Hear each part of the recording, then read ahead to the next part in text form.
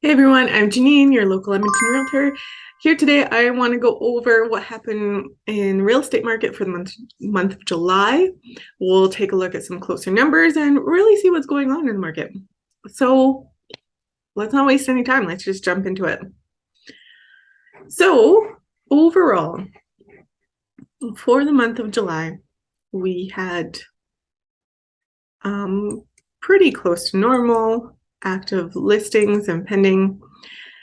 We had a bit of a dip in sales and a little bit more inventory. But even with that said, the average price went up still from the month of June. And it's taking a little longer than what we've seen in previous months lately. And so when everything was going really crazy, the average days on market were about 27, 23, and now it's 35. So just a little bit higher. So let's take a look at what that really means. Remember, this is for single family homes. So that can mean anything from duplexes and townhomes and single detached homes. Anything that's not in a condo board would be considered single family homes. Okay. So let's jump to July.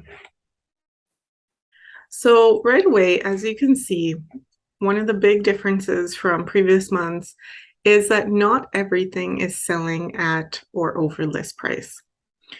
It's mostly about 20% that are selling at or over list price. So remember, when we compare to March, we were at about 60% of everything selling at or over list. So we're returning to more of a normal state. It's not crashing, it's more normal, because what we've seen before, that was pretty unusual for Edmonton especially. So we have a little bit more inventory, a healthy range of inventory actually. So about 3 months, about 4 months worth of inventory. So with that said, more inventory, we also have a little bit more listings compared to last year. Last year we were at just over 3,600. This year we're at over 3,800, and sales are down from 1,100 to 930. But even with that said, with the sales down, the price is still up.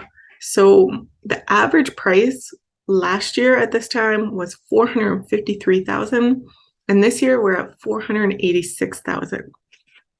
So even though there's been a bit of a drop from what we were used to in the past few months, we're still higher than what we were last year.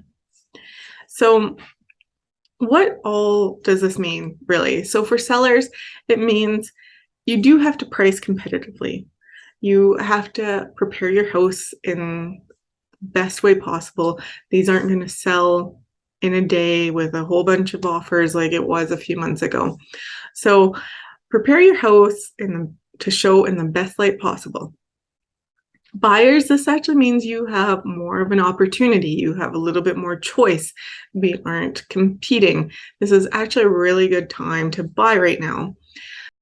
Also, within the summer months, sometimes there's a bit of a drop in sales, like we see, just because people are vacationing. Like, this is one of our first summers where everything's kind of back to normal, I guess, compared to the past 2 years. So people are vacationing and enjoying their summer. So the next rush will be the fall rush, because you will want to sell and get moved into your new place before Christmas. So if you list in the fall, September, chances are you'll be moved out and moved into your new place before Christmas. And that's probably likely what we will see coming up soon. Okay, so what about the condo market?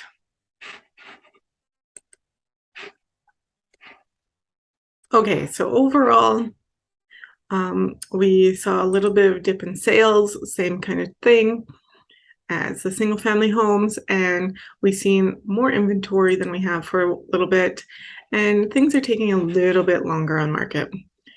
Again, this isn't too unusual for the summertime, right in the middle of summer, because like I just said, people are enjoying their summer, especially after COVID, right? So once the fall market comes up, that could change as well. We'll see. Let's take a look at the numbers a little closer up here. So again, not many things are selling at or over list price. Remember, sellers, make sure you list your place and showcase your place in the best light possible. Have everything fixed up and cleaned up and prepared for when you hit the market. You want to be competitive against the other properties.